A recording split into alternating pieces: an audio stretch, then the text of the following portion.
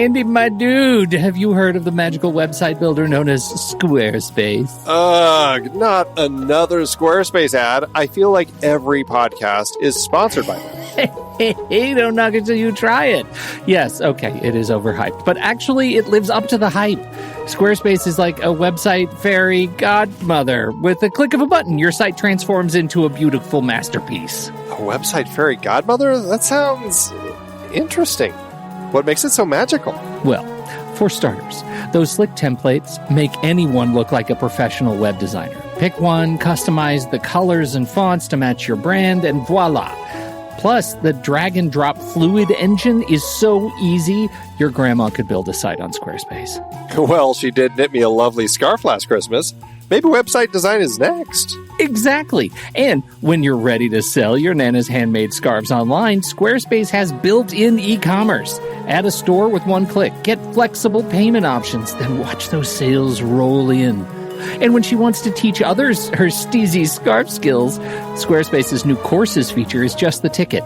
Nana can set up her curriculum and enrollments and payments in a snap and become the next e-knitting influencer. Oh, wow, you really sold me with the grandma angle. Sign me up for that free trial.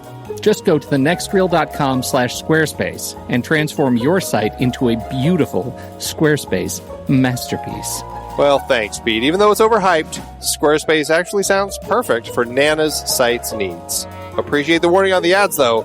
I'll brace myself next time I listen to a podcast. Anytime. Let me know if you need any help getting that site up and running.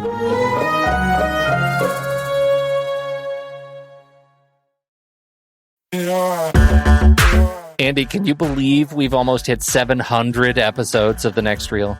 I know, it's crazy. And with all the other episodes in our family of podcasts, we are well over 1,200 episodes of movie conversation.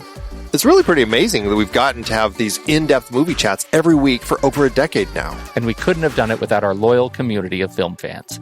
Their support over the years has meant so much. For sure. That reminds me, we should give the merch store a shout out. Buying shirts from thenextreel.com/merch is a great way listeners can continue to support the show. Plus, they get to sport our great designs. Absolutely. I think sometimes folks forget we have a variety of shirts, mugs, phone cases, and more available. In fact, a great place to start is with a shirt sporting the Next Reel's logo. We also have that classic Fast Times Spicoli Surf School tee, or the weirdly popular Rusty's European Tour shirt. The one from National Lampoon's European Vacation. Why is that so popular? Search me, but we have sold a ridiculous number of those. I guess there are a lot of Rustys taking trips to Europe? We're always adding new designs based on movies we've covered, like our brand new design for a streetcar named Desire, featuring a streetcar named Desire.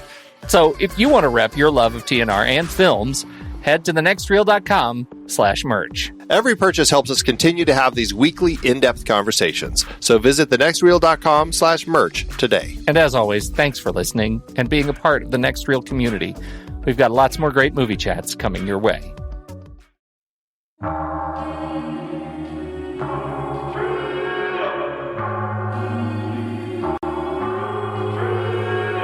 I'm Pete Wright. And I'm Andy Nelson. Welcome to The Next Reel. When the movie ends, our conversation begins. 17 filles is over. Nous sommes comme les coccinelles. Soudain, nous sommes partis. À 17 ans, non, on n'est pas sérieux. On rêve. Et on a une énergie de dingue. Et personne ne peut rien contre ça. Alors vous avez un témoin, bon sur certains c'est 2 petits points roses, un petit point blanc, ou alors un plus ou un moins. Donc, Mais on est obligé d'en avoir un chacun ou est-ce que c'est réutilisable? Ah non, il faut un test à chaque fois et ça n'est pas du tout réutilisable. Bon bah on va en prendre 12. Andy, it's 10 years. 10 years? 10 years in a row. Can you believe it? It's a long time. You look not a day older than the day we started. Not a day. You've aged so gracefully. We will, I'm sure, perseverate on our age in coming weeks. But for this film, we are kicking off a new series of films also celebrating their 10 years. 10 years on this earth. Was there any other thought put to this series beyond let's pick movies that are 10 years old? No. I think that we said, hey, we're turning 10. Let's talk about some other movies that are also turning 10. And I think that was about the extent of our planning. But what's interesting about this is that the babies in this movie are now 10 years old. Whoa. That is so true. I would love to do a follow-up and actually find some of them and interview them about their experiences making this movie. No, but what I thought was interesting, or what I thought would be interesting, because we're talking about 10 films that came out in 2011. Let's look at some of the other films that had been in kind of like the conversations back in 2011, just to kind of get our headspace wrapped around, what were movies of the time. And really, I think part of the idea of this particular series is to see, how these films have held up over 10 years. Like, do they still feel relevant? Do they still feel current? Do they feel like something that could stand the test of time, or do they feel like something that's kind of perhaps already being forgotten or is going to be forgotten sometime soon? I already got one that feels more relevant than it did in 2011. Can you guess which one I'm talking about, Andy? From this list or just in general? No, just in general. Tell me. Contagion, baby. Oh, well, yeah. Yes, that film did have quite the resurgence very specifically because of all of this. But just, I thought it would be interesting to look at some films that came out in 2011 and not just came out, but were kind of like the films people were talking about, kind of all this, and get a sense of which ones are the ones that at this point people still think are relevant. So let's start do you want to start at the Oscars, at Cannes, or box office? I think box office. Let's start with pop culture. So we're going to look at the top 10 films based on worldwide gross from 2011. Okay. Number 1, Harry Potter and the Deathly Hallows Part 2. Oh my God. Can you believe that franchise ended 10 years ago? Yeah. It's bonkers to me. Wow. And I'd say that it's largely still a very popular franchise and series. Yeah. I think, 10 years down the road, the author starts saying certain things and upsetting a certain large group of people. It does make me wonder how a lot of people are going to kind of continue seeing this franchise moving forward. But still, it is a big franchise. They've got an amusement park. I think I think the Harry Potter franchise. I think the Beasts of Fantastic Beasts, Waverly Place, of Waverly Place might be questionable. I don't think Harry Potter itself, the core series, is stoppable. I think it's reached cultural touchstone. Yeah. Well, I mean, the third Fantastic Beasts is underway. So yeah, we'll see. We'll see. Second up, Transformers: Dark of the Moon. Oh, for crying out loud, that's 10 years. That is 10 years. That was the third of the live action Transformer movies. Third is Pirates of the Caribbean: On Stranger Tides. Okay. I feel like this is a who's who of the major. 2011 was a big, massive franchise year. Well, we hit this point where almost everything that came out was a franchise. In fact, everything on here is either a remake or a sequel. So, wow. Yeah, Pirates of the Caribbean. That's the fourth of the Pirates of the Caribbean movies where they said, let's come back and tell the stories all over again. Next up, The Twilight Saga: Breaking Dawn Part 1. Okay. Next up, Mission Impossible: Ghost Protocol. Nice. Okay. Yeah, now we're at number 6, Kung Fu Panda 2. Of course. Number 7, Fast 5. Number 5, excellent. Yeah, number 8, The Hangover Part 2. Not as funny as 1. Number 9, The Smurfs. It just makes you make sounds. That's right. Smurfs. See, that was not new IP, but it wasn't a remake. It wasn't a remake, but it was based on the old cartoon and everything. So it had been around for decades by the time that movie came out. And last but not least, number 10, Cars 2. Wow. Okay. Yeah. And then if you want to look at 11th and 12th, Puss in Boots, another sequel. Sherlock Holmes: A Game of Shadows, another sequel. So those are the highest grossing films. Now, I mean, sure, I think people still watch those movies, that they're popular. And that's why a lot of this stuff still lasts. So, stand the test of time? Sure. Let's look at the Academy Awards. The films nominated for Best Picture. This was right around the time that this was the first or second year after they increased the number from 5. Who was this? Was there still a host this year? Do you remember if this was one of the years where they stopped hosting? I'm sure because they've only been doing that for like 3 years, right? The host was Billy Crystal. This was his return. Okay. All right. Yeah. Good. All right. So this year, I'm going to just kind of go down the list. So we have 1, 2, 3, 4, 5, 6. We have 9 nominees this year. Mm-hmm. First up, The Artist. Remember that movie? Sure. Well, yeah.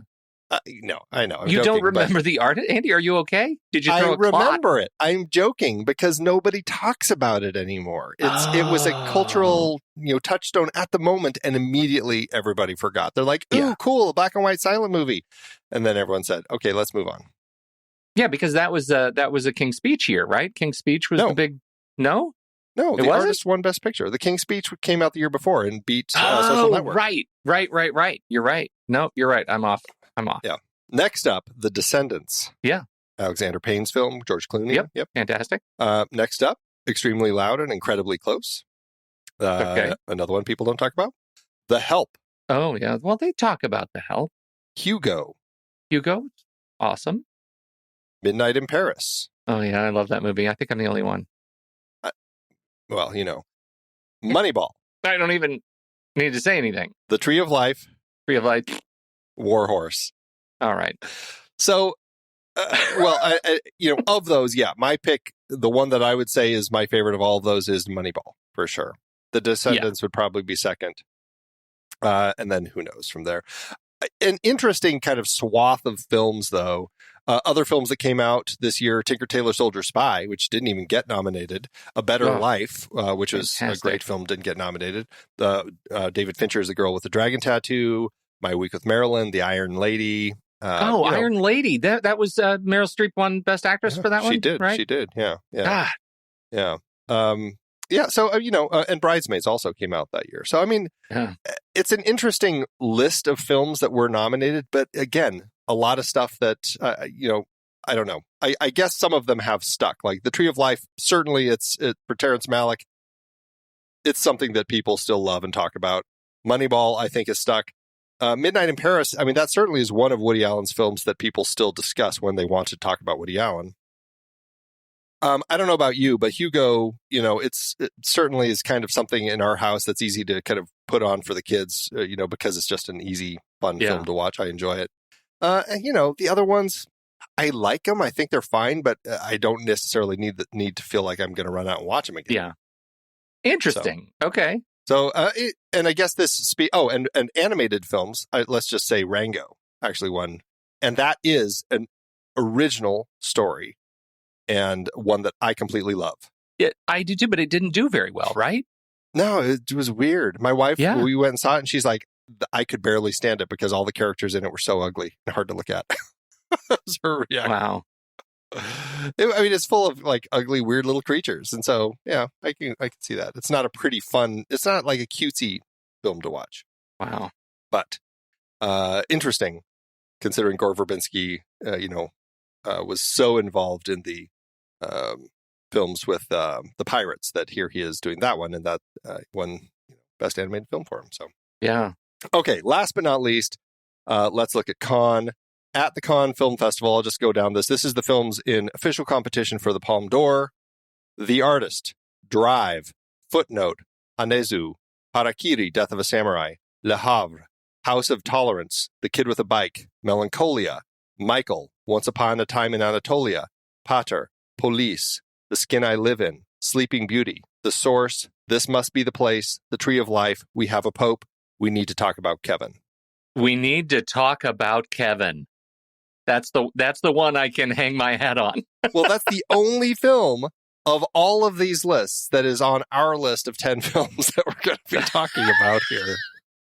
Now, that's not to say we haven't talked about some of these other films in other series. I mean, we talked about Drive. That was something we talked about way back when in our Great Car Chases films. But it is, I mean, I think it's interesting to kind of look at these different lists and just see kind of what came out 10 years ago and what films people are talking about, what have kind of completely dropped off people's radars. And now, I mean, we're going to be looking at these 10 films and just kind of, get a sense as to, did these hold up at all? All right. Well, Andy, we've come to my new favorite part of the show, which is a staple. I don't like this part of the show. I don't know if you know that. And I want you to go first this time. No, I'll go first. This is the What Did Pete Think of This Movie? And we're calling it What Did Pete Think of This Movie? Only as a title. Really, it's What Did We Each Think of This Movie? But yeah. All right. I think you found something terrifying as a father about this movie. I think you love the texture and the tone of the movie. And you thought that the pacing was subdued and really attracted to the overall story that these girls went through in their lives, learning lessons and living together and then breaking apart. And it was sad at the end. And you liked that. That's what I think. Interesting. Now it's your turn. Now, what did I think? I think that largely you felt the same. I think that I don't know. Maybe I'm reading my own thoughts and kind of putting them onto you because as two fathers of girls, I think that there is a lot of scary things to see in this story. So I think that there's definitely some of that. I think that you found it to be an interesting but challenging film to watch because it's hard to really connect with the characters, but and certainly with their decisions in the story, but in context of what it might be saying about kind of society and youth, I think that there were elements that you found interesting. Oh, I'm on tenterhooks, Andy. I feel like I'm going to hold my breath right now. Let's do everything else. This film was not rated when it was released over here in the U.S., but it's considered fairly mild in the sex and nudity, profanity, and alcohol, drugs, and smoking. But that being said, I mean, you do see a bunch of teenage girls wandering around in their bras and underwear while they're getting physicals and trying to get pregnant. I mean, this is, 16, 17, I don't know, maybe 15, some girls like trying to get pregnant. And so it's definitely a point of the story. So it deals with fairly adult themes. And let's just be honest, this is France. And so everybody is smoking and drinking constantly. Oh, God. There we go. Mm-hmm.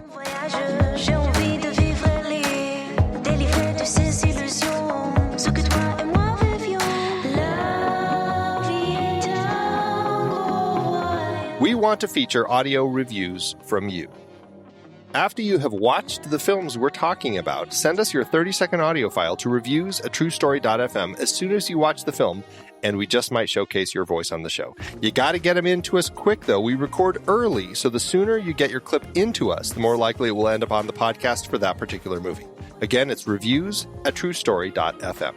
And you know what you should do? When you do your recordings, make sure you say, hey, this is Alan from Allentown, PA, so we know who you are in the actual audio. Introduce yourself like a gentleman or a gentle lady, whatever. And if you're curious about what movies we're actually going to be talking about, if you're not exactly sure, head over to our Letterboxd HQ page. We have the list right there in our profile at the top. You can just click on the list of films we're going to be talking about and see the entire list for the entire 2021-2022 season.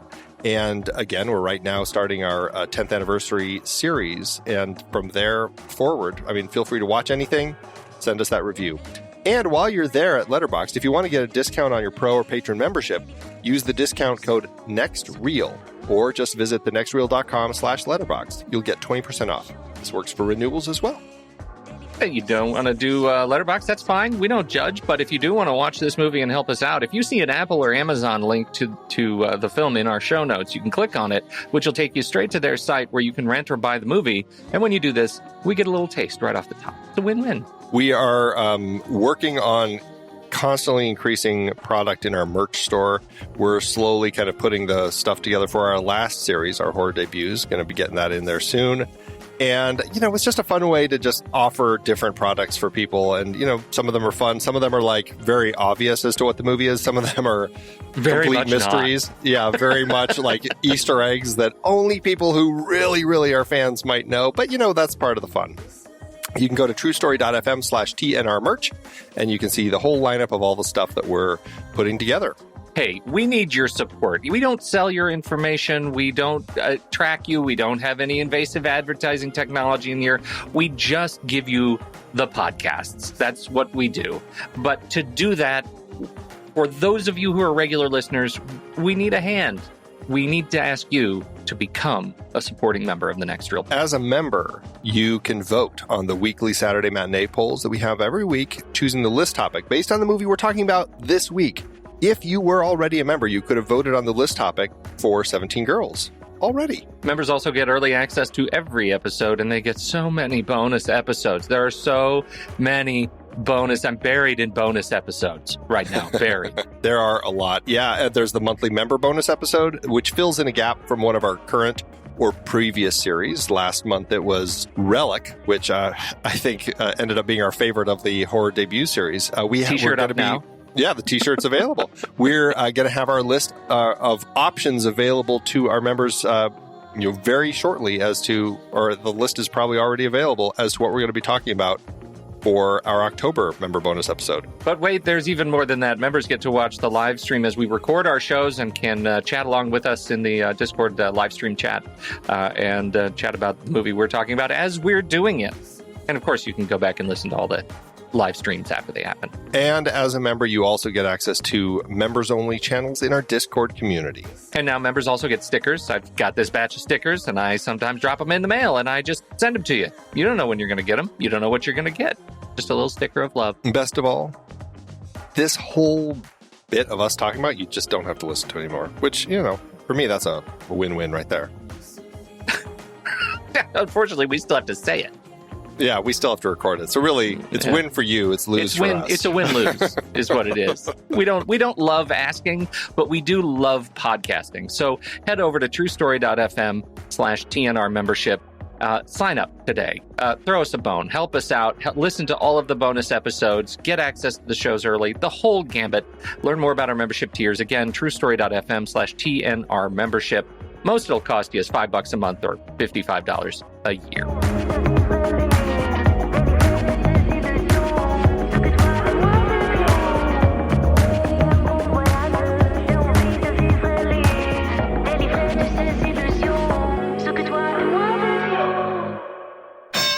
Welcome to the Man Cave. On this couch, wearing clothes made from recycled plastic. And I haven't showered since Thursday. Mandy Fabian. And on this couch, lover of all things Real Housewives and fart jokes. That was a good one. Oh, God. Mandy Kaplan. Each week, these best friends and polar opposites hunt down a movie, TV show, or trend. Whether it's Brene Brown or Little House on the Prairie. Or something good. Okay, that's unnecessary. And drag it back to the cave to duke it out. I'm just saying the Ingalls never break into song, and it needs Not it. everything has to be. Everything needs music. You think Everything Schindler's needs List should be a choreography. musical. Everything would be better Ugh, if everyone would it's the worst. just sing. It's the worst. dance. I should sing You're that. the worst.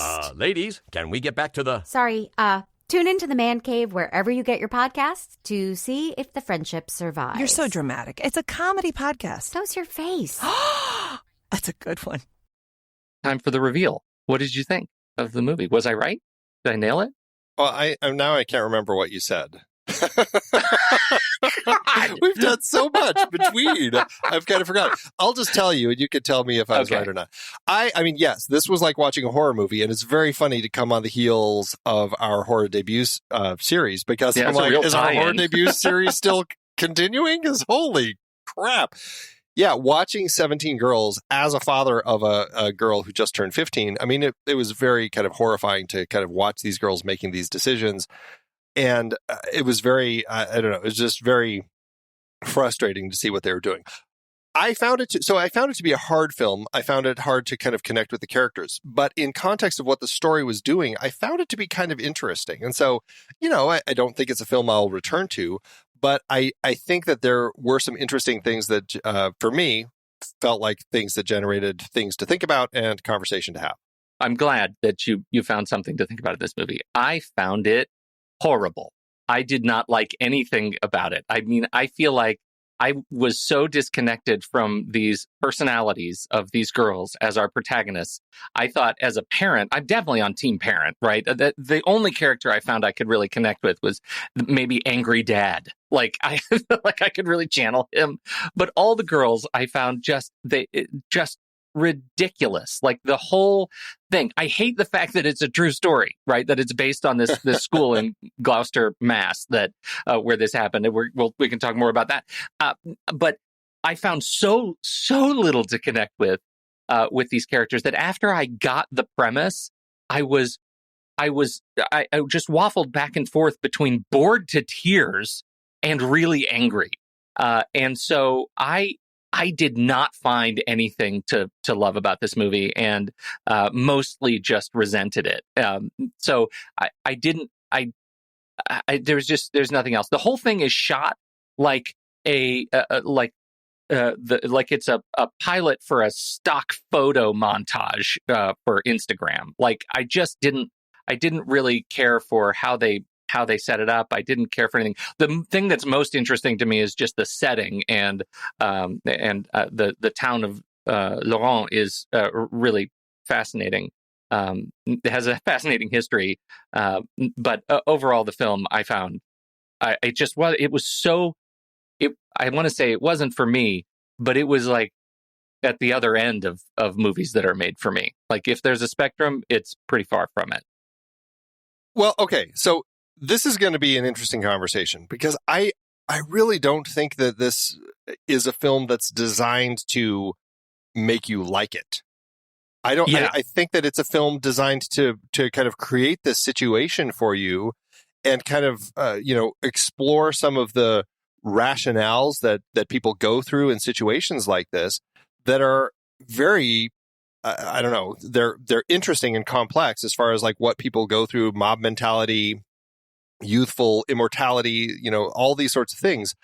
But I mean, they never give us girls to really like and connect with. And certainly like Camille, our lead, I mean, there are elements that I think that we can connect with. And if there is something that I would call a save the cat moment for her, it's the fact that she comes home and we realize that she's living in a place where she's just not feeling any love. Her mom is just dismissive and doesn't pay any attention. And, so she's feeling lost and needs something more. And so I think that there's an element of that we get from her. But from that point forward, she ends up becoming largely kind of the antagonist in the story. And if I just wrote down, she's almost like the Pied Piper in a really horrific way. It's great. Where it's like this element of popularity in this teenage circle, and that just snowballs in the most horrific of ways as these girls decide, oh, I want to get pregnant too. And it really, I mean, I don't think anybody was thinking that when Camille revealed to her friends that she was pregnant. I think for her, it was just one of those things that she didn't want, and it was an accidental pregnancy, and now she's going to have to deal with it. But what is interesting is then there was this young girl, and this is a big frustration I have with the film, is like, I know like no names of the girls other than Camille and Clementine, like those two. Some of them are mentioned. They're all credited with names, but like they so rarely. They certainly don't matter. Yeah, they don't talk about. They just never say it. And so that makes it very hard to know who's who. I'm just going to call her number 2. She's the one who, which in context of Austin Powers, I guess all of a sudden turns it into a whole different thing. But number 2. Who does number 2 work for?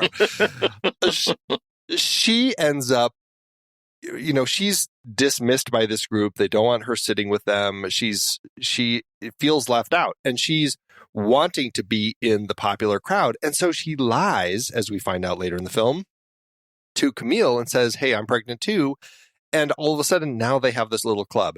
And then Camille starts telling her friends, oh, you should do it too. And it turns into this thing where all of a sudden all these girls want to do it. And we end up with 17 pregnancies, 16 real pregnancies, and 1 loss. It ends up being 1 loss. So 15 babies by the time we get to the end of the film. But that moment, that catalyst of that second girl saying, hey, I'm pregnant too, it turns into this thing that makes people want to be part of this club. And for me, that creates this, I mean, that's why I feel like this really is a horror film. And, it's creating this sense of what these girls like want to do with their lives, thinking they're invincible, wanting to make these decisions on their own, especially for people when they come from a house where they're just not feeling like they're loved. They don't have any good examples to look up to. And, I saw this in an article about the actual Gloucester controversy. They said it was a misguided adolescent shortcut to adulthood and identity. And I was like, that's exactly what we're seeing here. And that's why it's so horrific. Well, it is. And I think that's there is a story in here that's interesting. And I don't think it's this movie. I think that, and I totally agree with you, right? I'm absolutely on Team Andy when it comes to this movie isn't out to make me love it. Can we make that shirt? Absolutely on Team Andy? No, we can't make that. Of course we can't make that shirt. I'm changing the password. That's the one time you're going to hear it. That's it. So, but I do think there has to be something in a character, in a film for me to attach to relate to. And what this film did was present me with 17 anonymous girls, right, who have no identity, doing something stupid, riddled instead of with, I think, real pain. And maybe this is a performative critique. Maybe the girls just weren't capable of actually selling it. But I didn't get any of what you just said. It was just, this movie was the equivalent of a hammer tone. Like, it was just like truculence and boredom. Like, I get that they were set up and presented to have sequences of challenge, like when Camille goes home and we find that her living arrangement isn't great. I get all that. I saw it on screen. I didn't care at all about anyone in this movie. I just didn't care. And if I can't care, then I can't relate. Do you know what I mean? Like, can you think of a movie where you like that is similar in tone to this one, where they give you these protagonists that are complex, right? It's a real, I mean, you call Save the Cat, we talked about Pet the Dog, like giving your complex, challenging character something to relate to, something to that says, okay, this person has made a bad decision or is doing bad things, but they have a history that that allows us to relate a little bit to them. But can you think of a movie where that is that you really loved that does something similar in this movie? Because I can't think of a parallel. Well, I mean, I mean, not off the cuff. I'd have to kind of think about that a little bit. You're supposed to do it right now. Well, I appreciate your passion for me to do that right now. But so that's interesting, because I think that there are characters that we do end up caring about. I mean, again, I think that Camille does have elements in her life. Her mother, like, there's no father around. Her mother's always working and, completely kind of dismissive of anything with her. Her brother largely is kind of okay, but also is not around. He's going off to war. But they have some moments of connection that I really like. And then there's also Clementine, who I think ends up being the character that we care about perhaps the most of the group, because... Wait, was she the one that they shoved into the beach trailer, or was that Florence? Was that That's that Clementine. Was Clem? Okay. Yeah. Right. She's the one who, really wants to get pregnant. Her body is kind of too small to be getting it. She seems like the youngest, perhaps, of the group. She's the one who she finally gets pregnant, and then her parents find out, and her parents act like parents. They're like, "What are you thinking? You can't do this. You're insane." Yes. Yeah. They want to take her to get an abortion, which, interestingly, like, as parents in France, at least at this particular point in time, you were 100% not allowed to be involved in any of those decisions. So that was kind of an interesting element to kind of hear about, and just that's there's interesting elements going on with the kind of the parents and the teachers as far as responsibilities and what they're allowed to do and not allowed to do. That it's just, I guess, some of it's different, but it's interesting to kind of get those points of view throughout the film. Her parents are very upset, and so she sneaks out and leaves and goes to live in this beach trailer that is just horrific. that all the girls, and see, this is why I think it's interesting, because we get these moments of like when they're all together, it's that mob mentality. They're all happy. They're having a good time. They're talking about their futures. They're all going to live together, going to raise each other's babies. And it's going to be this amazing hippie commune sort of thing. And then throughout the film, we keep getting these moments of them sitting alone, sitting in their room. And I can't help but feel like we're having these moments that are like the moment where they're realizing how heavy this situation is, and they're feeling alone, they're feeling isolated, they're feeling left behind, and they're not feeling connected at all and scared. And I think there's a lot of that in those moments that we don't necessarily feel when they finally get to groups. And when Clementine is with them and they're all in the trailer with her, like everything's fine. And then they all say they're leaving, and Camille ends up staying because Clementine all of a sudden realizes how absolutely terrified she is. She's in this place that they've kind of all put her in, where she's now living in this abandoned beach trailer that has no windows, and they're just leaving, and they're like leaving her on her own. And it's like horrific the way that the brains work in like the mob mentality versus as individuals. I felt like as I was watching the mob mentality sequences, right, sitting around the table and talking, I felt like, when I was 15, 16, 17, if I had been sitting in a restaurant or a coffee shop, we didn't really go to coffee shops when I was that age, but sitting in a restaurant, we'll call it La Casita, pink Mexican restaurant, used to be a gas station. We used to get a big table in the corner, a bunch of us, and we would have this conversation. And the kinds of conversations we would have, I feel like if you had been sitting at a table next to us listening, you would have felt how I felt listening to these girls have those conversations. You would have done everything you could to get away from them because they were insipid. They were so boring, terrible. I could not connect with them. I get that there is a sort of ballooning sort of effervescence that comes from the girls sitting together, but by the end of it, I couldn't stand listening to their voices anymore. Like I was just really turned off by the entire presentation of it because I felt like none of those scenes actually brought me any closer to connecting with who they really were. Seeing Clementine in the hopelessly sitting in the beach house, of course I feel a glimmer of something, because you put anybody in a situation like that and it's going to be a sad thing. It's sad to watch somebody in that kind of grief. Did I care about her circumstance as somebody trying to get pregnant or having gotten pregnant because of this gang pregnancy? No, it never lent to getting me over the hump of these girls did something awful. The town let them down, and this should be an indictment on Gloucester, Massachusetts, not necessarily something that should be taken from clickbait headline to feature film. Well, okay, it's interesting that you react that way, because I'm sympathizing with the girls and the situation that they've put themselves in. I don't agree with any of kind of what they have done, the decisions they've made, but I was able to sympathize with them, and I felt for them as they ended up in this place. And okay, so first of all, before we continue, I want to get it out of the way. Gloucester High School on June 18th, 2008, there was a lot of news that the news broke that day. 18 students had become pregnant in the last year, over 4 times the previous year's reported pregnancies. Now, the principal had said some of the girls made a pact to become pregnant together, one even with a homeless 24-year-old man in the pursuits to conceive. Now, the mayor said there was no pact. One of the girls actually said there was no pact. What happened, apparently, was a group of girls who already had been pregnant decided that they were going to help each other finish school, raise their kids together. So essentially, that was the pact. It was post-pregnancy as opposed to, hey, let's all get pregnant together. But it had already made the news and already, created a huge story about this idea of this pregnancy pact. And I think that kind of pulled people into this whole controversy that happened back then. So just to clarify that element. Now, have you seen the Lifetime movie, The Pregnancy Pact? No. I was actually going to talk about kind of all of the influences of this when we get to kind of the sequels and remakes section, because there's a list. Yeah. Yeah, we should hold off on that.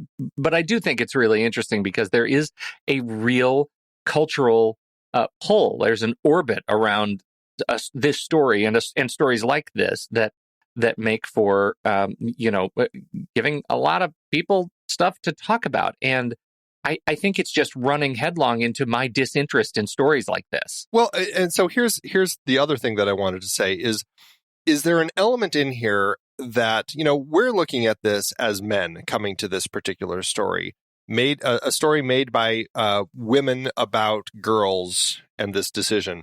The story, very interestingly, and I would argue purposefully, doesn't include the guys' side of the story. Like, we never really deal with the guys. The guys they're are completely dismissed, especially in the sense of being fathers. Tom, who obviously fathered at least two of the girls, I think only two of the girls. I mean, he's never, even when he kind of circles back into the story later in the film, he's never discussed as a father option. It's just a guy. So I think there's an element of the film that I don't necessarily want to call it coming from a feminist point of view, but it certainly is from a woman's point of view about these women making these decisions. And so some of this makes me wonder, and I really wish that, we could get it. Like, it's not going to be coming from the two of us, but what perspective as a woman would they be coming to this film? And is there going to be a larger draw and connection to some of the things going on here? Yeah, that's interesting. I was trying to sort of rationalize that and get a sense of maybe the Coulins as filmmakers, made a movie that just, again, was not made for me. That there's a message in here that women and girls, would connect to much better. I resent that position a little bit in myself because I like to feel like I'm at least modestly worldly enough to be able to feel what is going on with these people's lives. And I think there's a story there. I think this is a boring movie. And I think that might be the simplest way to describe my sense of it, that it takes a story that might have a lot of weight, a lot of this Pied Piper, these Pied Piper thematic elements that you're talking about, and ended up being, and could have gone in a direction to make an engaging, dramatic film with characters we care about and, dare I say, even love a little bit at the end of the movie, because we have been presented their story in a way that doesn't present them as vapid, but presents them more as extremes of real human beings.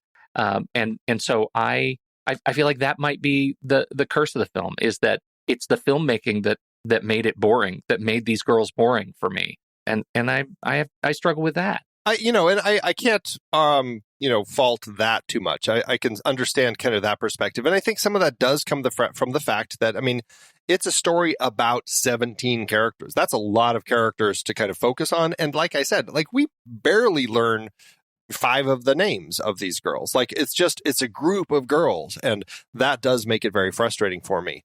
But I would still argue that of all of them, Clementine is the one who we really end up attaching to. She's so desperate to be in this group. She's the one who isn't getting pregnant, doesn't have a boy who seems interested in her. She ends up having to pay this boy to kind as he comes out of a urinal. You're right, to sleep with her.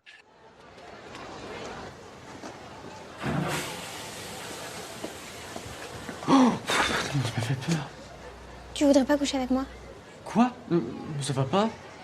Tu crois que je le sais pas, que vous essayez tout de nous faire des bébés, là? Et si je te donne 20 €, tu voudrais pas? Ça va pas? Non, mais t'es une folle, toi? 30.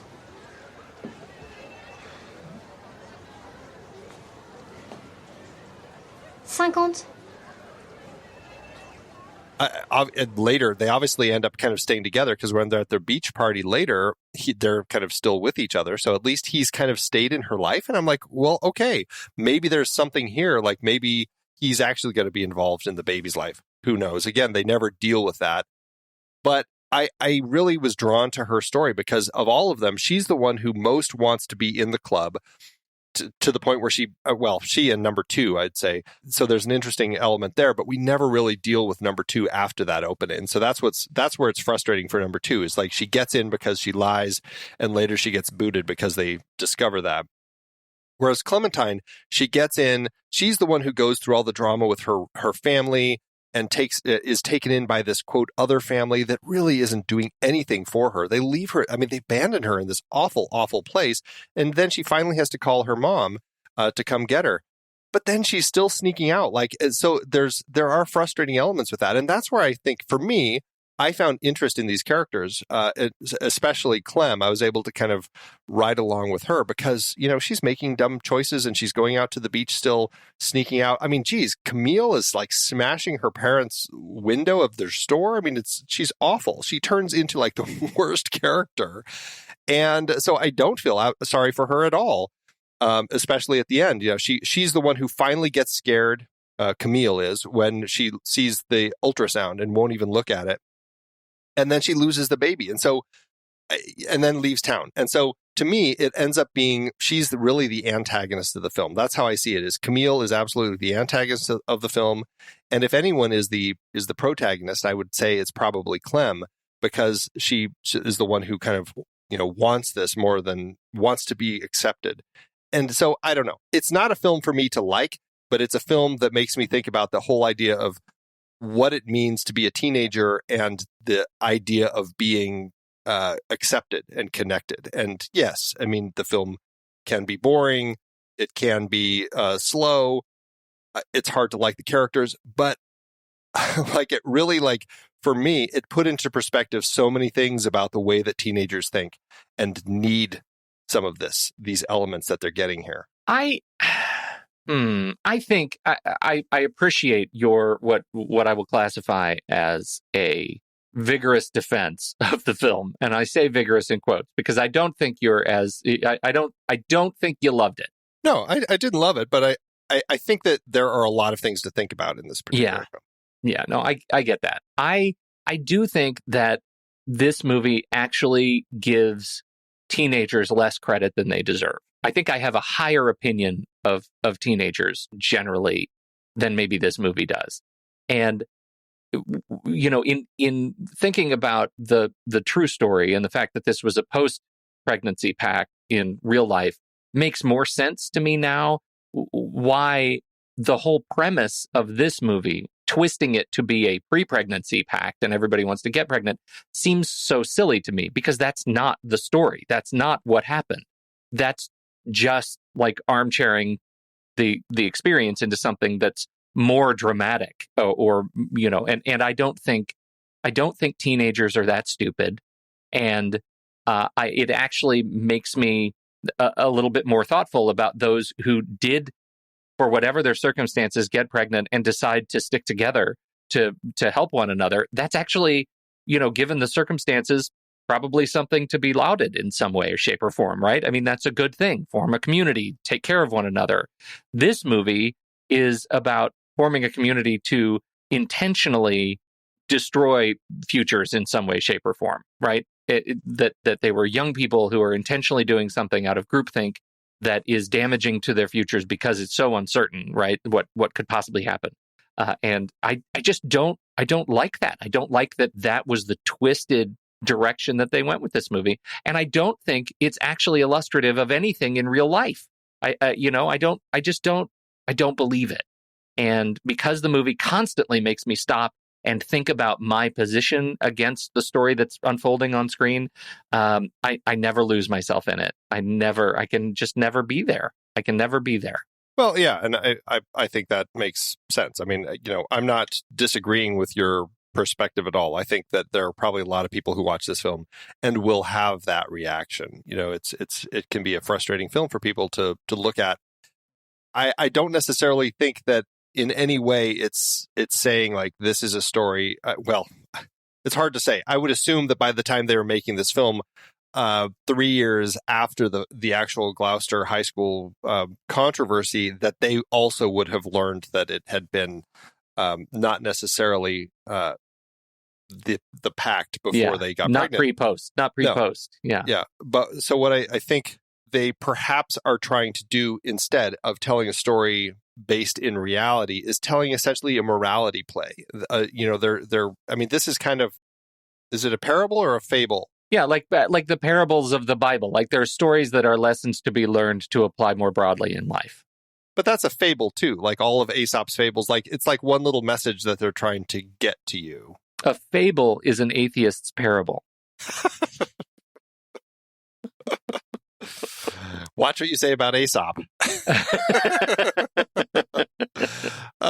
It's just because the grasshopper, hadn't been blessed by Jesus yet.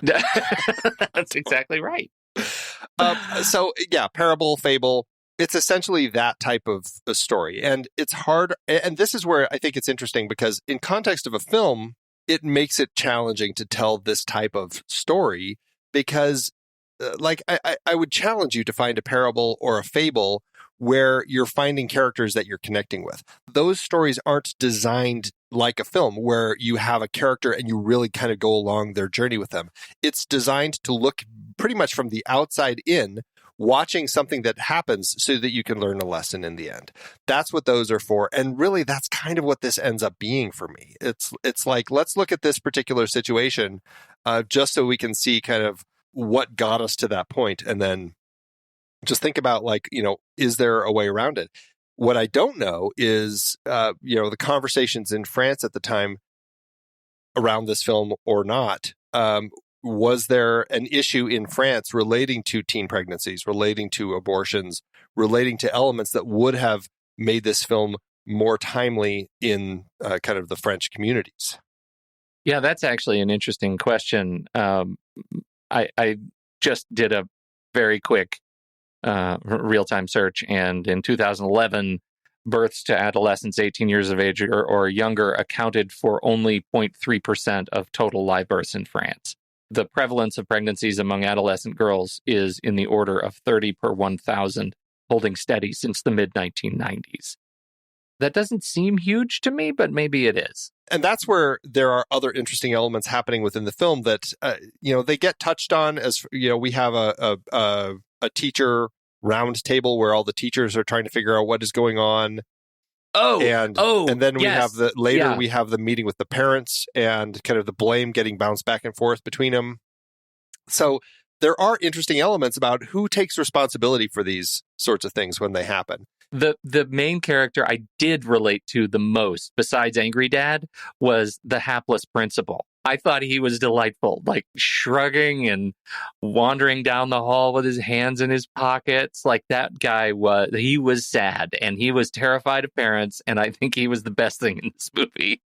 And just watching them as he shows them the birthing video. Yes. Yeah, totally. Yeah. Totally. No. Well, and also I couldn't help but love the one teacher who's just like, can we just get back on topic? Am I supposed to be doing this thing or not? Completely the one who wants to get back. But then there's also that teacher who's just like, this is progress. And I'm like, wow. Yeah. And so that made me wonder, are the Coulin sisters, are they also saying something about kind of the political views of teen pregnancy and stuff? Are they commenting on liberals saying, oh, this is great progress, women making decisions for themselves? There are elements in the conversations there that struck a chord with me as to, something that they were wanting to get a message out. I guess I can see that. That they're kind of activist filmmakers in their way. But again, if they're going to be activist filmmakers, what's the point of twisting the story? And I think culturally in France, there's always historically, there has been this slight, I don't want to call it sort of raised nose, but there is a cultural sentiment of look at what the Americans have done now. I have such a hard time understanding how French people heard this story and thought, this is an American thing that happened and we're going to make a movie about it, but set it in France, as if these are our people. I can't imagine a French educator saying, yeah, that would totally happen here. Right. But and you mentioned this at the very beginning, setting this where they did, in this town that feels like it's dying. For me, every time they're walking around, it feels like it used to be kind of an important coastal town, but now it feels like everything on the coast is kind of dead. Nothing is happening there. And even their families feel like they're kind of falling apart too. Nothing feels alive anymore. It all feels on its way out. And so that also, I'm like, I wonder if they're commenting, and now I know the filmmakers are from this town, and I think that they may have wanted to set it there just because of their connection to this particular place. Yeah. But I couldn't help but feel like there was something about kind of this, and also like the whole ladybug thing, like all these ladybugs, like they're at the beginning of the film, there's this ladybug invasion, and all the ladybugs, it's like lemmings. They're all like basically flying out to the beach and dying in the water. And it felt like the town, like everything is just kind of like on its way out here. This is Detroit had it been decimated during World War II and then rebuilt over 40 years, right? That's the city that we're talking about here in Lorient. And I think it's in the far northeast of France, of the country, and it has a really interesting city because of its, during the occupation when the Germans swept through France, they made this a major U-boat port, right? And so this city was a massive manufacturing facility and also as such a major Allied target. And so it was bombed and destroyed heavily during World War II. Yeah, to the point where which side of the coast is this on? Like, where is this in coast of France? Northeast, but so there's this little like thumb of France that comes out north of the Loire Valley, and it's on the south side of this big kind of peninsula that comes out of France. So it's like northeast of Paris. Okay. And so it kind of nestles up around, what are those islands? Like Guernsey Islands and things. It's on the south side of that sort of peninsula. I don't know what you call it geographically. I'm sure it has a name. But it seems like that's also putting it in that place where it, between it and England, like there's a lot of reason for battles to end up kind of happening across that whole swath. It truly. And if you look straight south from this city on the coast, you're looking at like Bilbao, like you're looking at Spain, and so so it's on that side. But that's also one of the things that sort of protected it, I guess, from England, from what was going on there. But it made it a huge like that. This is where like all the submarines would leave through the Bay of Biscay for the Germans, and that it was just between, this is one of the money quotes, is between January 14th, 1943 and February 17th, 1943, 500 explosive aerial bombs and more than 60,000 incendiary bombs were dropped on Lorient. It was rebuilt. It took 40 years. They put like wood shacks up that stood for decades as they rebuilt the city. This is one of those ancient cities in France. I mean, this is a Roman city, right? And it was rebuilt with hardly a taste of its history because it was all wiped out. Today, it became this sort of shipbuilding port, and I love zooming in really close on Google Maps on the satellite view because you can see like the history that's left, and it's just like industrial chic. The entire coastline is ports and massive ship launch bays up and down. So you kind of get this. I think that's kind of an important bit of history when you look at who these people are in the movie, and that adds a bit of texture to it. Like who we're looking at. These people are the result of decades of history in a place that has suffered greatly and rebuilt as over a yo-yo of the last 7 decades.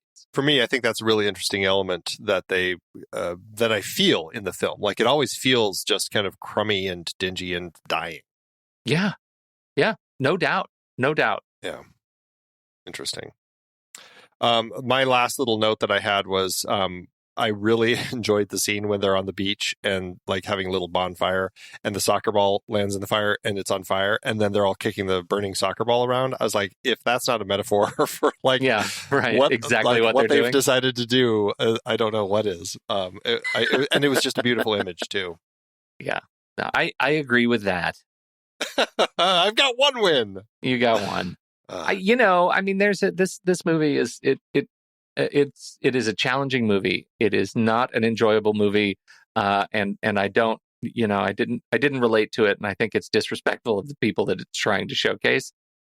Love the town and love select images in it, but I have to say your defense of it has not swayed me. Well, and I'm not trying to sway you. I'm just, I think that A it's little still bit, don't you? No, a little I don't, bit. I don't think so. Sometimes am trying to sway you, so it would be okay. Maybe a little. All right, fine. Maybe a little. But I'm okay with you not being swayed because I still think there was a lot of interesting points to talk about in this film. And that's, for me, what I get out of this film is like the horrors of a situation like this happening and kind of that decision for young people to just kind of go along with other young people just because they want to be part of the club. Like that to me is a really scary thing. I mean, it's far different from like Suicide Club, the Japanese movie where all the kids decide they're going to commit suicide together, which is really horrifying. Yeah. That's almost more horrifying than this. But it's that same thing. And that's why I think that it still warrants an interesting conversation. Well, and Andy, that's interesting because there are other, like when you talk about other movies like this, I mean, what would you compare this to? Interestingly, Brian's in the chat room and he compares it to things like Virgin Suicides and The Bling Ring. And there's something to that, right? But I liked both of those movies better than this. Well, I mean, we're going to be talking about Virgin Suicides later in our season. So, I mean, certainly if anyone watches that, they can send us a review. We'd love to include it when we talk about it. I think that there's, this film was very much when it came out compared to Sofia Coppola's style of filmmaking. Yeah, and I just want to make sure you heard me there. Like, I liked that movie better. Oh, no, I heard you. And you know how I feel about Sofia Coppola. Yeah, I know you're not a fan. It'll be interesting when we get to those to see. Premiere Magazine actually compared this film to The Virgin Suicides, saying it's same languid pop, same delicately grainy picture, same kind of heterogeneous female cast, same absence of boys reduced to the roles of stooges. So I think that you and Premiere Magazine we're tight. Feel pretty close. Does Premiere Magazine even exist? Are they like 10 years later from that? Are they still around? What are you saying? I think you're saying something about me and my opinions by saying that right now. Premiere Magazine. So you and Premiere Magazine agree, dated. and they're a dinosaur. They don't even exist anymore. Huh. Well, when would Premiere have said this? Because what's interesting, their final issue, April 2007. How are they still commenting on this film in 2011? From the grave, Andy! From the grave! That is crazy. I think that they must have an international edition that still is out there or something, because otherwise that's bonkers to me. Yeah. Anyway, we will be right back. But first, our credits.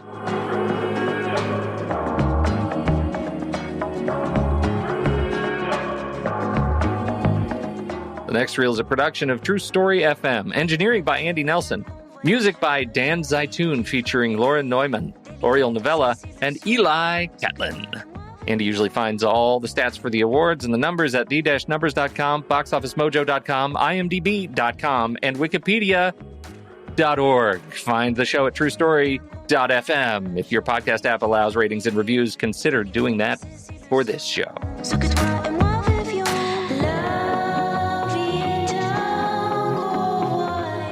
Did you hear Steven Soderbergh's doing the sequels? 18 Girls. I think he only should do sequels now for films that have a number that's ordinal, beyond one. Yeah, like starting. We've got Ocean's 11, Samurai. 12, 13. He's going to do 8 Samurai. He's going to do 8 Samurai. Yeah. What other ones came out? The number 24. He'll do the Jim Carrey sequel. Number 24. What wasn't there a something Nights in Soho? No. 7 days in May. 7 days in May. Were there do also the 7 nights in Soho? Day in May. I don't know. I swear there was days in Soho. Ocean's 18 Girls. That's awesome. Okay. A popular culture, though. Yeah. What do you got? I mentioned to you that this film... 29 weeks later. Brian, shut up. You're distracting me. I kid. So I mentioned to you earlier how this film... it's not something that's going to have sequels or remakes, but it did inspire a good number of other stories. And I shouldn't say this did, but the Gloucester High School teen pregnancy controversy inspired a number of other stories. Law and Order Special Victims Unit, SVU, there was an episode that came out shortly after. It featured a pregnancy pact between 4 high school girls, so not nearly as many. And again, one of them becoming involved with a mentally ill homeless man to conceive her child. An episode of Bones called The Salt in the Wounds. That had a high school girls volleyball team. Horror story for me right there, because that is my daughter. That's your kid. Exactly. A lot of them doing the same thing. There was a book about this called Not My Daughter, inspired by the events of Gloucester. Lifetime, as you already mentioned, had a movie called The Pregnancy Pact, inspired by the events. There was a documentary called The Gloucester 18, where they actually involved a number of the girls. First time that they actually talked about this, and it's supposedly the only source of the real story and how there wasn't a real story. And there was a Spanish miniseries called El Pacto, which was based on it, plus, of course, this film. All right. So it's one of those things. You have a situation like this, people are like, damn. The Gloucester story, I think I actually would love to see the Gloucester story. Is it like 5 minutes long? Is it a short? It's just like, yes, we should form a pact now that we're pregnant. Yes. And let's make it non-controversial. Okay, roll credits. Yeah, right.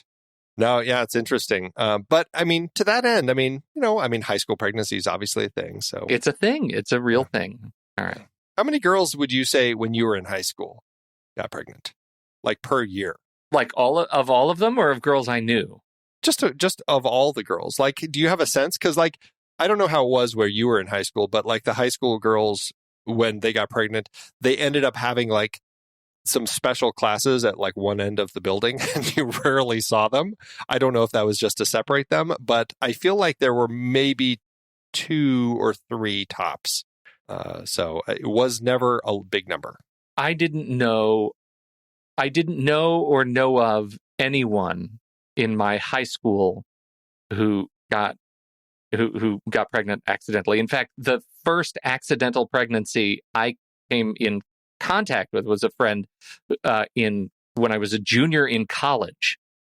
And so, she was already, what are you, a junior in college, 21 at that point? Like, so I feel like I didn't have a connection to it. My ex-girlfriend in high school actually ended up getting pregnant her senior year. You roll with a crowd. I sure did. All right. No pacts, though. You didn't form no any pacts. No. Okay. That's good. No. Yeah. How'd it do at award season? It wasn't a big one. I think probably Really? a lot of people felt the way you did with this one, but it did still have 3 wins, 6 other nominations. At the Cannes Film Festival, it was nominated in 2 categories where they're looking at first and or second features. At the Critics' Week Grand Prize, which showcases first or second feature films, it was nominated for the Coulin sisters, but lost to Take Shelter, Jeff Nichols' film, which is a fantastic second film of his. And it was nominated for the Golden Camera Award, which goes to the Best First Features, and that lost to Las Acacias. And then at the César Awards, which are the French Oscars, it was nominated for Best First Film, but lost to the film When Pigs Have Wings. I really want to know what I will fall in love with 17 girls when pigs fly, Andy. That's why that's funny to me. Well, okay, hold on, because now I'm incredibly curious. What is When Pigs Have Wings? After a tempest, fishermen do not only find fish in their nets. That is what happens to Jafar, a poor fisherman who lives poorly in Gaza, and what he hauls in is really upsetting. Imagine that a pig, an unclean animal judged impure not only by the faith of Islam, but also by the Jewish religion. Determined to get rid of the animal, Jafar tries desperately to sell it, first to a United Nations official, then to a Jewish colony where Yelena raises pigs not for their meat, but for security reasons. Of course, going unnoticed in the company of a, quote, forbidden animal among his Palestinian brothers, past Israeli soldiers and under the scrutiny of Islamic fundamentalists, is no bed of roses, and a series of misadventures awaits Jafar. Okay. Sounds like quite the adventure film. Yeah. Maybe we should add it to the list. When Pigs Have Wings. When Pigs Have Wings. Sylvain Estebal. All right. Yeah. How did it do at the box office?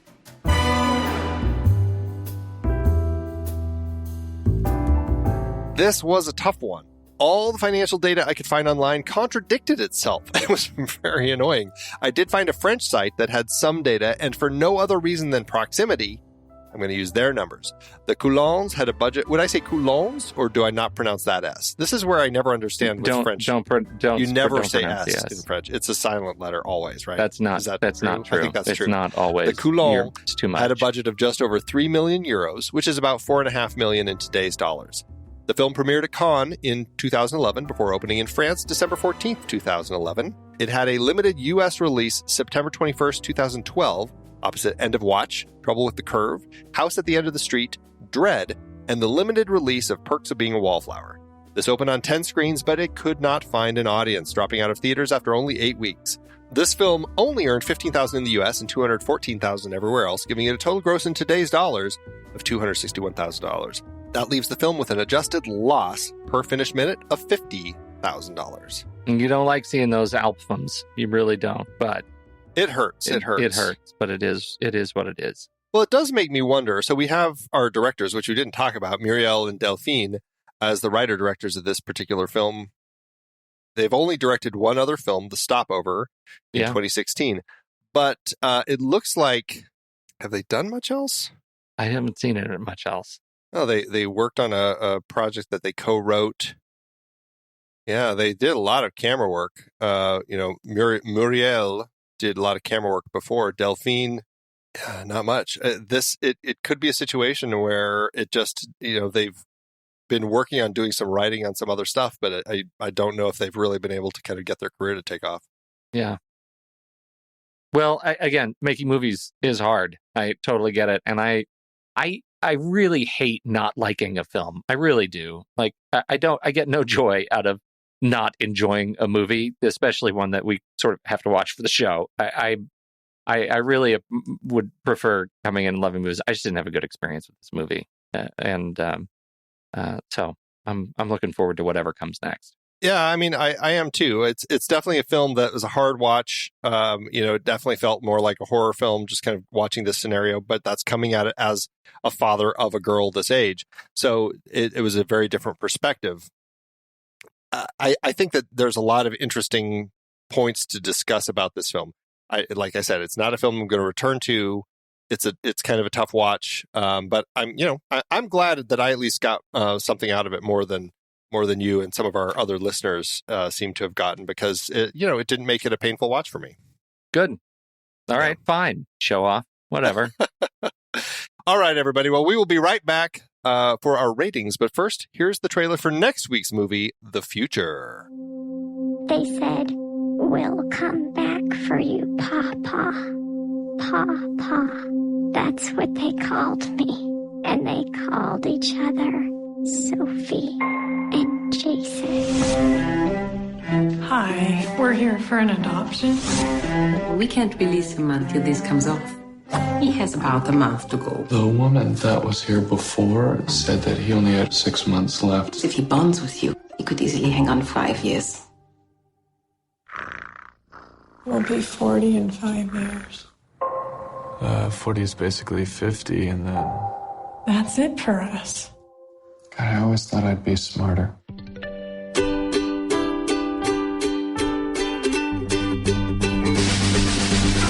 How long is 30 days? If we were dying in a month, we would definitely reprioritize. Right. So the internet's going to be turned off in the next hour. So the second you get in the door, you'll want to look up anything you need to look up. Christmas falls on a Tuesday this year. Don't look that up. Oh, I don't know. I've been gearing up to do something really incredible for the last 15 years. 30 days, 30 dances. I emailed everyone. They're all waiting for it. No one cares. I know. You're pregnant. We both are. How does it feel? It's a drag, but it's also amazing. We're here to enroll our daughter, Jaylene, in pre-ballet.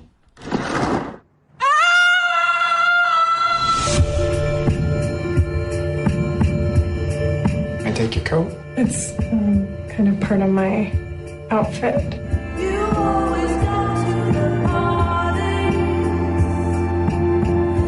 I have to tell you something. What? One thing is that I'm wild. It can be very hard in the beginning. We didn't have those kind of problems in the beginning. Well, the thing is, you're just in the middle of the beginning right now. If it's going to work out, could you just give me a little indication? I don't know anything.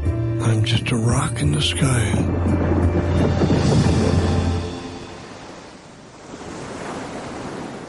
All right, Andy, it's time for reviews. I worry. that I tipped my hat a little bit too much over the last hour, and now you know where I'm going to land. Like, I know you're not going to like it. I don't know why that's a thing now. Like, it's like this weird mystery that you it's love. not just for you. It's not a mystery. It's that, I do love the mystery. But it's not this. It's just like, no, this is, I know exactly where I'm going to go with this movie. What about you? I think yours is the big surprise.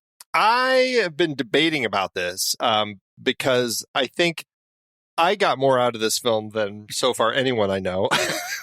Which is you and some of our listeners. I've seen them post their thoughts on it. Did your wife watch this movie with you? No, I just watched it by myself. I asked my wife if she wanted to watch it. She said, "What's it about?" I told her, and she said, "Ugh, God, no. Why?" Yeah. So it's a horror film, right? I mean, that's exactly it. It's something as a parent you were like, that just sounds terrifying. I don't want to watch that. I think I'm going to land at 3 stars and no heart. I think that the film, it's far from perfect, but there are really interesting elements that for me generated a lot of thought and interesting things to think about. It's not a film I'm going to return to, but I still think that it was, it was competently made and an interesting story. So 3 stars, no heart for me. 1 star, no heart for me. Not going to watch it again. Was bored most of the time when I wasn't mad. Not very much fun. But I will say it's better to be mad than bored. So at least it generated anger in you sometimes. Because I think that counts as a win. Well, okay. Sometimes. I hear that a lot. If you were bored the entire time, then I would say, yeah, that really sucks for you. Was I mad, though, at the film, or was I mad at you for making me watch it? I think we'll never know. I didn't make you watch this film. Oh, yeah. You put it. This was your choice on the list, I'm sure. 100%, I'm sure. Oh, well, it's going to be an interesting set of films to look at for our celebration of our 10th anniversary and celebrating these films' 10th anniversaries. I don't know how many people are returning to this film, but I don't think it's a film that I think that you could really watch this. It's not going to date. Like, it's not a dated film. But I certainly, think it's a horrific film to look at, and I wonder how many people are going to kind of just willingly jump into it. Yeah, I don't know. I wish you luck. Good luck and Godspeed, film viewers. So what did you think about 17 Girls? We want to know. Hop into the Show Talk channel over in Discord, where we are going to be talking about it this week. When the movie ends, our conversation begins.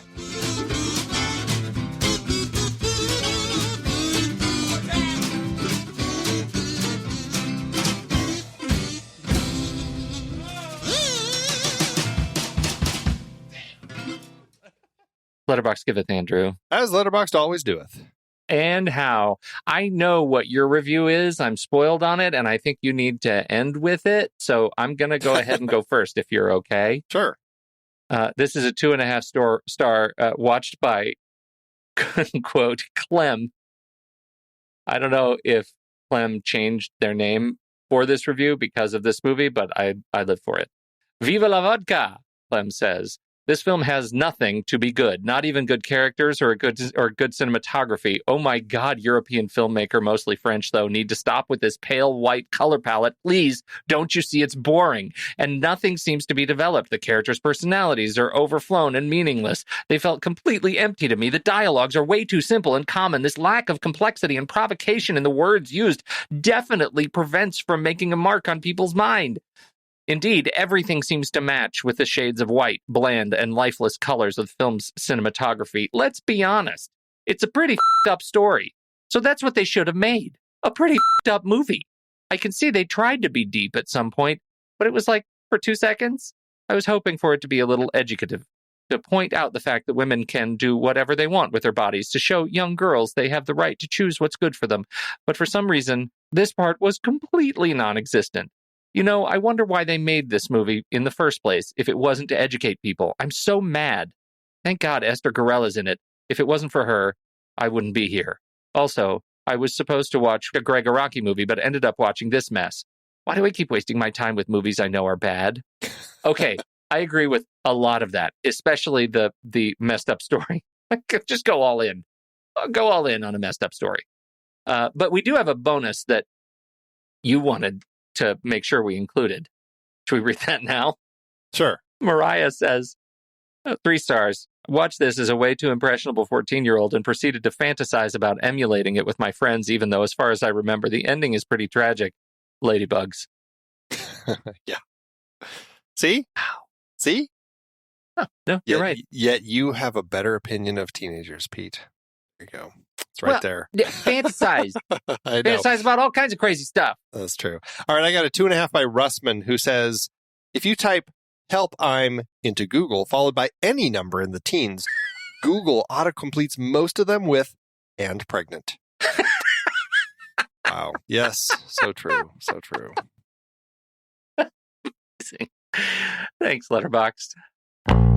Andy, it's hard to believe we've been having weekly conversations about movies since 2011. Oh, you're telling me. Producing this show week after week is so much fun, but it does require a ton of work behind the scenes.